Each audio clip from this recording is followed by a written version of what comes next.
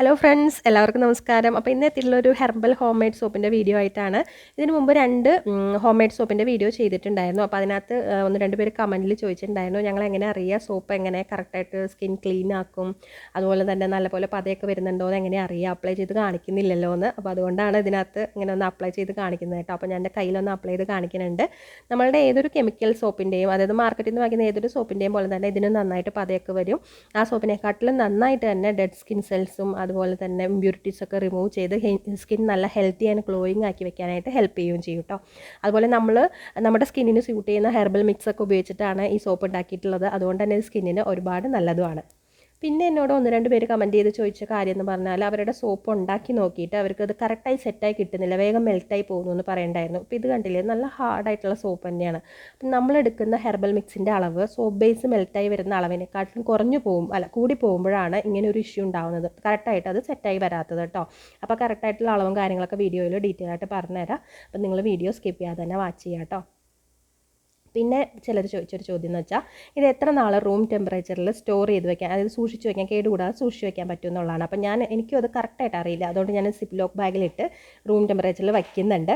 എന്നിട്ട് അതിൻ്റെ അപ്ഡേറ്റ്സ് ഓരോ മാസവും ഞാൻ കമൻറ്റിൽ അപ്ഡേറ്റ് ചെയ്തിട്ട് പിൻ ചെയ്ത് വെച്ചേക്കാം. അപ്പോൾ നിങ്ങൾക്ക് നോക്കിയാലും മനസ്സിലാവും കേട്ടോ. അപ്പോൾ നമുക്കിനി സോപ്പ് എങ്ങനെ ഉണ്ടാക്കണമെന്ന് നോക്കാം.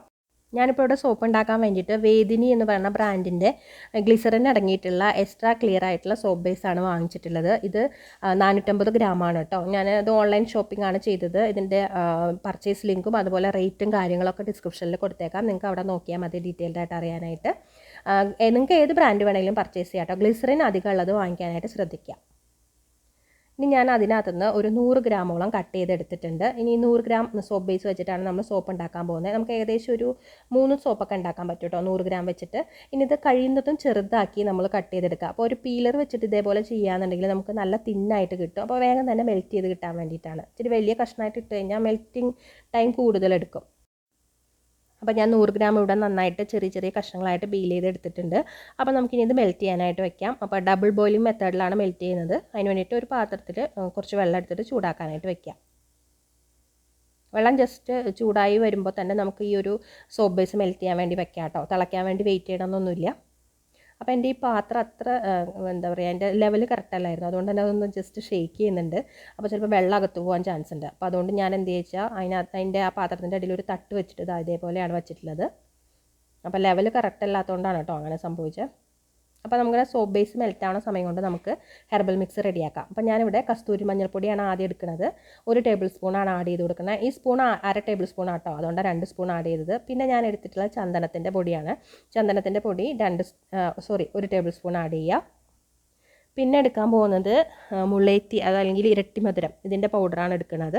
ഇതും ഇതേപോലെ തന്നെ 1 ടേബിൾ സ്പൂണാണ് ആഡ് ചെയ്യുന്നത്. അപ്പോൾ ഈ 3 ഇൻഗ്രീഡിയൻസും നമ്മുടെ സ്കിന്നിന് ഒരുപാട് നല്ലതാണ്. സ്പെഷ്യലായിട്ട് ഇരട്ടി മധുരത്തിൻ്റെ പൊടി, ഇതെല്ലാം നമുക്ക് ആയുർവേദ കടയിൽ നിന്ന് പർച്ചേസ് ചെയ്യാം. അതല്ലാന്നുണ്ടെങ്കിൽ നിങ്ങൾക്ക് ഓൺലൈനായിട്ട് വാങ്ങിക്കാൻ കിട്ടും കേട്ടോ.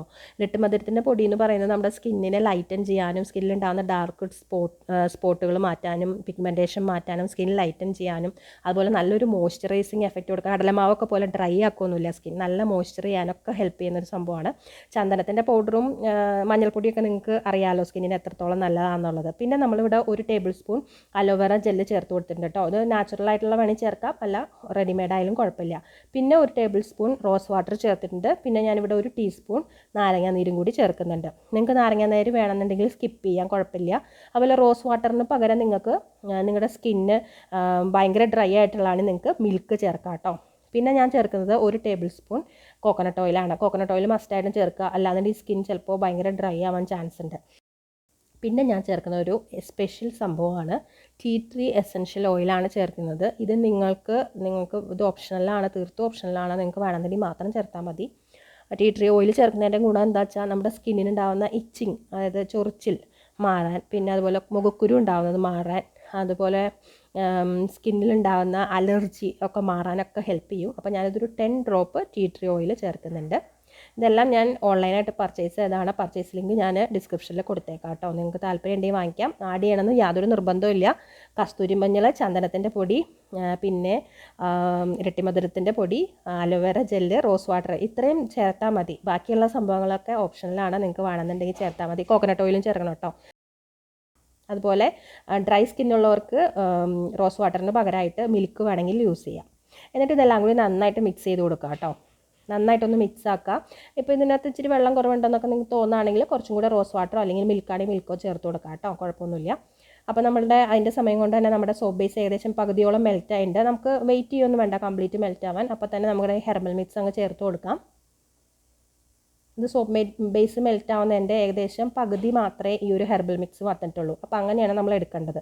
സോപ്പ് ബേസ് മെൽറ്റായി വരുന്നതിൻ്റെ പകുതി ക്വാണ്ടിറ്റി ആയിരിക്കണം നമ്മുടെ ഹെർബൽ മിക്സ്. അതിപ്പോൾ വാട്ടർ ബേസ്ഡ് ആയിട്ടുള്ള ഹെർബൽ മിക്സ് ആണെങ്കിൽ അങ്ങനെ, അല്ല ഇങ്ങനെ കട്ടിയായിട്ടുള്ളതാണെങ്കിൽ അങ്ങനെ, ഏതായാലും പകുതി മാത്രമേ പാടുള്ളൂ കേട്ടോ. എന്നിട്ട് നമുക്ക് നന്നായിട്ട് സോപ്പ് ബേസുമായിട്ട് യോജിപ്പിച്ച് കൊടുക്കാം. എന്നാൽ ഇതും കുറച്ചൊന്ന് ഇരുന്ന് ചൂടാവട്ടെ നമ്മുടെ ഹെർബൽ മിക്സും.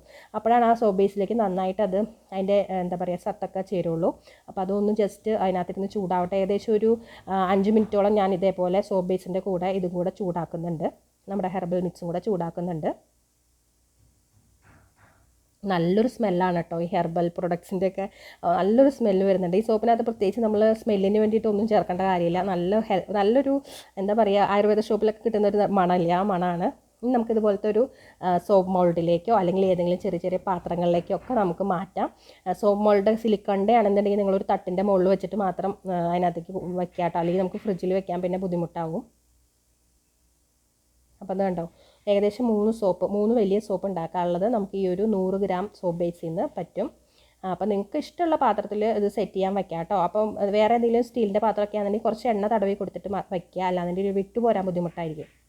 അപ്പോൾ നമുക്കിനി ഇത് നമ്മളുടെ ഫ്രിഡ്ജിലേക്ക് വയ്ക്കാം. ഫ്രീസറിലൊന്നും വയ്ക്കേണ്ട കാര്യമില്ല, ഫ്രിഡ്ജിൽ തന്നെ വെച്ചാൽ മതി, ഏതെങ്കിലും തട്ടിൽ വെച്ചാൽ മതി. ഫ്രിഡ്ജിൻ്റെ വച്ചതിന് ശേഷം നമുക്ക് ഒരു ദിവസം അങ്ങനെ ഇരിക്കട്ടെ, ഒരു 24 മണിക്കൂർ കഴിഞ്ഞിട്ട് നമുക്ക് എടുത്ത് നോക്കാം.